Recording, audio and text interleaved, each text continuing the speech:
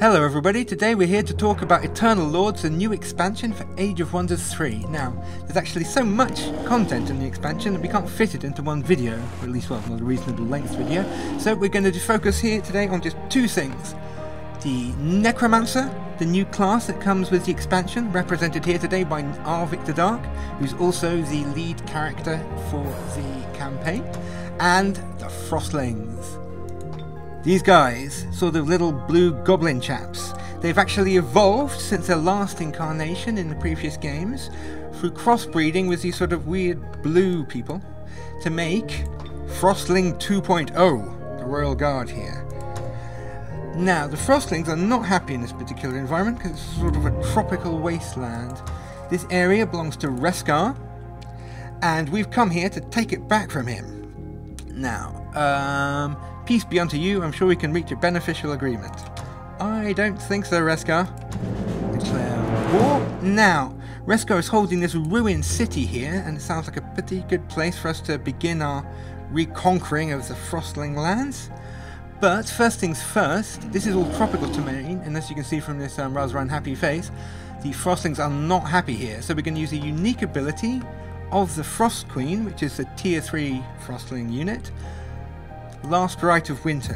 What this means is, next turn, this sphere will explode and everywhere nearby will be coated in ice and will become Arctic terrain, which gives an advantage to us.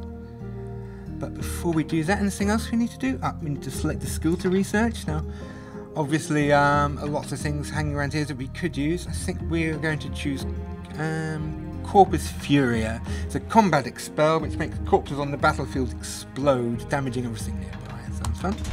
Also got another army up here of undead units. We can sort of send them east. See if there's any more of Reskar's units around who we can attack.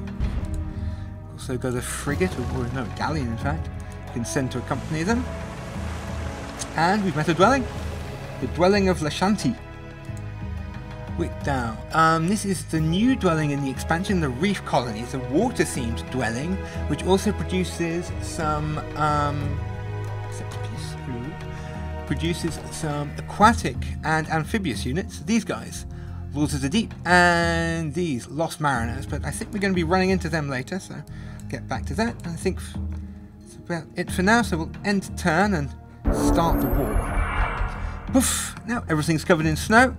So now our morale penalties are gone, and here, Draconians do not like the cold, so time for us to invade. Manual combat.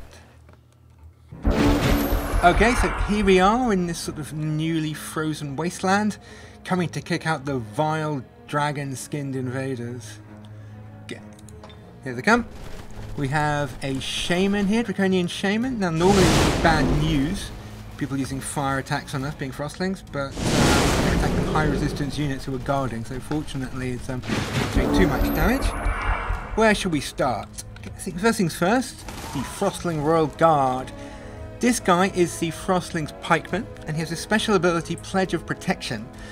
This is similar to the Theocrat ability, Absorb Pain, so if I use it on Arvik, any damage that Arvik takes, this guy will take instead. He also gets a +2 defense bonus, which is nice. Also have here the Frostling White Witch. She is the support unit for the Frostlings, and she has some fire abilities. Grant Flows and Flames here will give 80% fire protection to Arvik. Definitely very handy considering who we're fighting. We'll also give him the ability Inflict Chilling, which is a new stacking debuff. If you go over here, you can see we have a 36% chance of attaching chill to the target. Goes there, hit them with your size. Go on, beat him up. Yes, and he's chilled. Got him. Chilled means 20% frost weakness on top of the 20% he already has, and -1 defense. And this will keep stacking. If we keep hitting this guy with units with Inflict Chill, like the Frost Queen or the Frost White Witch, then he will get more and more vulnerable to cold as we go along. This lets us use this guy, the Ice Scaper. This is the irregular for the Frostlings. Now his attack here is actually very low damage. Most irregulars do 12, 13, 14 damage with their ranged attacks. However, this one has the added bonus that it can freeze the target in place. And since this guy has a 40% ice weakness, it might be a good idea to try and freeze him. See if we can 42% chance of freezing, 48%. I think this guy has a much lower resistance. This is a tier 3 unit, it's only tier 1, so I'll freeze this guy. Ah, gotcha. You see, these guys now bright blue, and they are not going anywhere. And finally, we have the Frostling Ice Queen, a very powerful support unit. Got a little bear-pulled chariot, and as well as the last White Winter, which you've already seen, she's got Ice Nova. This is a massive area of effect, and it will knock enemies out of guard, but none of the enemies are guarding, so won't bother with that. And it doesn't look like we get into melee range, so we'll just sort of move into battle. Guard, and that's the end of our turn. We'll see what they do. Right. Regretting it. Yep. They're just coming in to strike us and not doing much at all. The reason you didn't see any damage numbers coming off me was because all the damage was being done to this guy. Our poor Royal Guard is in a bit of a state. I have a feeling that although Arvik is protected against fire, poor old Frosty over here is not. In fact, he has 60% fire weakness, and hence him losing an obscene amount of health from those attacks. But no matter, I'm sure these guys won't be with us for much longer. So, first things first. Drive up here with our Ice Queen. Now, see this? Exposed. Anyone stood next to an Ice Queen suffers an extra 40% fire weakness, no, frost weakness even, and -1 resistance. So that means it's actually quite a good plan with the Frost Queen simply to park next to people and do nothing. However, in this case, I know you all want to see Ice Nova, so let's set that off. It only does damage to the people right next to her, but yeah, there's quite a lot of damage, so that's the end of them.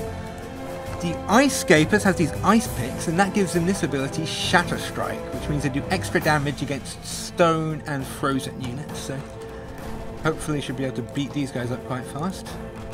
Pop, pop. That's the end of them. And Arvik can take the... oh no, he can't. Okay, it's like he took too much damage, he can't do anything. Okay, looks like we're going to be finishing off with the Ice Queen. We would if I could click in the right place. Will this kill him? Oops. No. You wouldn't believe I actually made this game, would you? Okay, looks like they're going to get one more chance. Oh, and he dies. Probably from the Frost Door or from the Ice Queen. So, the city is ours. Now, fortunately, you might have seen that cunningly placed casting point pickup. That means, happily, we have enough casting points to cast Animate Ruins. Animate Ruins is a Necromancer spell that we can use to bring a raised city back from the dead. And there it goes. Obviously, it was quite a big city. Now, Necromancer cities, being dead, filled with dead people, has some quite interesting mechanics. Instead of growing with normal population, which is 3 little men, you see these 3 little skulls to represent that they actually get population from different sources. You can see here this corrupted farm, which is a farm which has been affected by magic, gives 100 dead population instead of 100 living population. Over here, we have a Spring of Life. The population we get from this is worthless. If we were to cast... where is it? Corrupt the source on it, however, then it would become a corrupted spring and it would give our city lots more lovely dead population. The final thing we probably want to do is this, the Harvester's Guild. It's a very cheap building, but it's vital for Necromancer cities. It gives them the 200 population growth that they need to grow at all. Otherwise the city probably isn't going to get anywhere. Anything else we want to do? Oh yes, let's kick these guys off our Spring of Life so our city can start growing. So bring our undead army over here. Probably be able to get there next turn. The frigate, or galleon, sorry. Naval fans out there, it is a galleon. It can sail over here. Notice over here we've got some krakens guarding a raging maelstrom. This is one of the new structures in the DLC. Go in there, unfortunately we don't have time. And right, end of the turn. Okay, now I don't believe we can cast Corrupt the Source yet. Nope, we can only cast it when it's undefended. So I'll have to kick these guys off first. Right, they do have a Lord of the Deep. This could be trouble. Let's go, see what they can do. Lord of the Deep is a tier 4 unit that comes out of the dwelling that we just saw to the north, and it has a very powerful, unique ability called Thunderstorm, which, if I know as Lord of the Deep, he is going to use as the very first thing that he does. Let's see. Nope, it looks like the AI has decided to use the new AI trick that it's been taught where it will wait for us to come to him. So we actually have a bit of a reprieve. Previously, in our previous versions of the game, the AI would always charge forwards. Now sometimes the AI will actually stand back and wait for you to approach, so to make it a bit more challenging, so you can't just sort of stand there and form a wall. Now, see, we'll send forwards first the Bone Collector. He's our main tank, tier 3 unit. His stats aren't actually that great, but he has an amazing ability to collect bones. He can eat corpses from the battlefield to get more health, more damage, and to heal himself at the same time. So he's going to run forwards and guard, hopefully survive the initial encounter. We also have these guys, Deathbringers, Frostling Deathbringers, no doubt. These sort of Hellraiser-esque undead minions are very powerful. Their main ability is Inflict Ghoul Curse. This means any unit they strike has a chance to be inflicted with the ghoulish disease, so if we can kill a ghoul cursed unit, it will come back under our control as an undead unit, so they're very handy to have around. Should we move forwards as well? Or float forwards, as they do. What else have we got? The Lost Soul. This is the Necromancer Scout unit. It's incorporeal, low damage, floating, but its main abilities are Exploit Despair and Undying. Exploit Despair simply means it does more damage to people with low morale. Undying is much more interesting. After 2 turns, it will come back from the dead once per battle. So it's very good as a sort of a throwaway unit to chuck at the enemy to distract him whilst your more fragile and, well, more irreplaceable units are kind of hiding behind it. Okay, we'll send forward our Reanimator. The Frostling Reanimator is a baby necromancer, basically. He's our little sort of apprentice. He's got a little shovel for digging up dead people. He can throw bolts at people. Raise corpse. This lets us create little sort of skeleton crawling around guys called cadavers out of dead bodies. He's also vital because he's one of the only units we have that can heal undead. Undead units do not heal naturally. So it's vitally important that we have units like the Reanimator and like Necromancer heroes around who can keep our guys healthy as they fight. Finally, my favourite unit in the Necromancer lineup, the Banshee. The Banshee is a debuffing machine. This ability, Wail of Despair, is a massive area of effect that applies the Despair debuff to everyone it hits, assuming that they don't pass a save. Despair is minus 300 morale and 20% spirit weakness, so definitely want to hit them with that first. Okay, so let's see what they do. They wake up. I think I'm close enough, so when we come in. Yep, there goes the Lord of the Deep, and the thunderstorm is now happening. It started raining, and everybody is attacking. Fortunately, my tank has resisted the netting attempts. Took some pot shots. Now, quick look. Thunderstorm. All of our units become drenched. Drenched basically means that they are more resistant to fire, which is actually good for us, and weak to frost and lightning. Now, lightning does matter because it's going to every turn. Everyone's going to get struck by lightning. But the frost weakness we don't really care about. They don't use frost damage. Lightning could be a problem, but I'm sure we can finish off these guys before it really becomes an issue. Now, you have any nice spells to use? Stiffen Limbs. Stiffen Limbs is amazing. No saving throw, slows the enemy down and makes it easier to kill. So cast out the Lord of the Deep to keep him out of the way. And let's try taking some guys down. Get first things first. Let's use the scream. So go to the other camera view so I can see what's going on. Okay, and get over here. Let's phase because, well, we can. Shoot it off. Okay. Okay, got Despair off on a couple of them. The Reanimators have Inflict Despair as well. Can we get any more Despair? Because they're Frostling Reanimators, they can also inflict a chill. Ah, that's better. Now, see?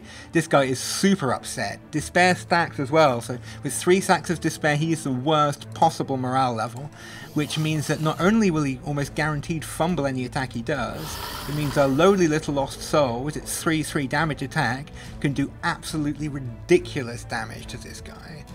Bye-bye. Pop. So 28 damage from a tier 1 scout. Not bad. What else are we going to do? Let's demonstrate eating dead people.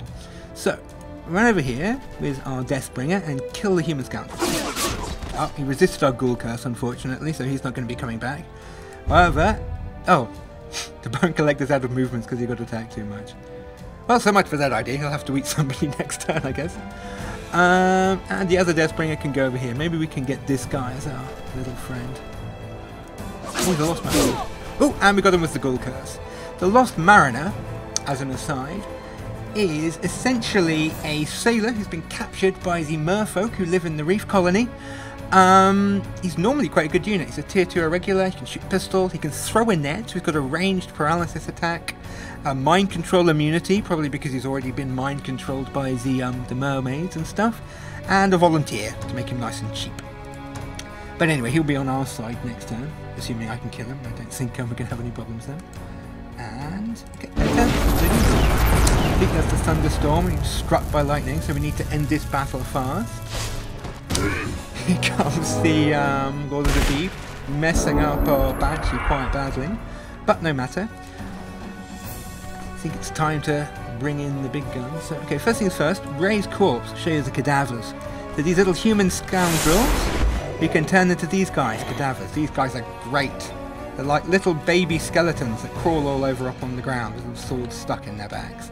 Fortunately, he's only just come into battle, so he's got no move points. We can't really do anything with him right now. But these guys are very useful for distracting enemies. He also has this amazing ability, Offering of Bone. If he was able to get over to our Bone Collector, he could feed himself to the Bone Collector to heal him up. But that's not possible, so Bone Collector can come over here and he can eat the human scoundrel. Okay, so we heal. We now have 20 more hit points than we had before, and our melee strike has gone up to 16. I believe before it was 14. So +1 resistance, +2 attack, and +20% hit points. Okay, so beat up the Lord of the Deep. Okay, now hopefully, if we're really lucky, the Ghoul Curse will work on this guy. We only get one chance. If he resists it, then the guy will be immune to Ghoul Curse for the rest of the battle. And we got him. He's ours now. Fantastic. Can we wait? Banshee can finish him off. And as we kill him, the thunderstorm ends. So there's another new improvement we've put in. If a global spell is active and you can kill the person who cast it, the spell will be cancelled in tactical combat. So people are upset about Chaos Rift. If you can kill the sorcerer who cast it, you can cancel the spell. Probably much more reliable than trying to do it with a discharge. Oop, misstepped. Fortunately, this guy fumbled because of the low morale. He's coming with another exploit to spare backstab. Ow, and he's dead, but doesn't matter. He'll come back after the battle because of his undying ability. Pop! He's dead, and we take the field. Okay, and here we are. As promised, we now have some new friends from our Ghoul Curse. We have a Lord of the Deep. As you can see here, he's got like this rather sort of fetching, cracky texture. He's now an undead and a ghoul. Now, as discussed, undead means he can't regenerate, but he is immune to blight damage and gets a bit of frost protection. Unfortunately, also means his fire protection has been reduced, and he has a big whopping 60% spirit weakness. 40% of that comes from undead, but an extra 20% from being a ghoul. Now, a ghoul is a sort of undeadified version of a living unit. To begin with, they're quite fragile, but there's a number of spells and buffs you can get which makes them more powerful. The most easy to get is this, the Embalmer's Guild. The Embalmer's Guild gives all of our ghoul units the embalmed ability, more hit points and a big pile of fire protection, which is nice. Okay, so I think we're pretty much done here. All we've got to do is convert the Spring of Life. Step off it so you can see what it looks like now in all of its torched out glory. There you are, a corrupted spring. Gives dead population and mana instead of living population and happiness. So, we also, as a prize, got this rather fetching little Nightshade Fairy. If we wanted, we could take the Nightshade Fairy over here, park him on the Well of Souls. If he drinks from the well, it will also become a ghoul, so we could convert it to join our ever-expanding army of the dead. So, please join us later when we'll be looking at the Tigran Rogue and many new features such as race governance upgrades, the new specializations for alignment, and new diplomacy options like vassalization.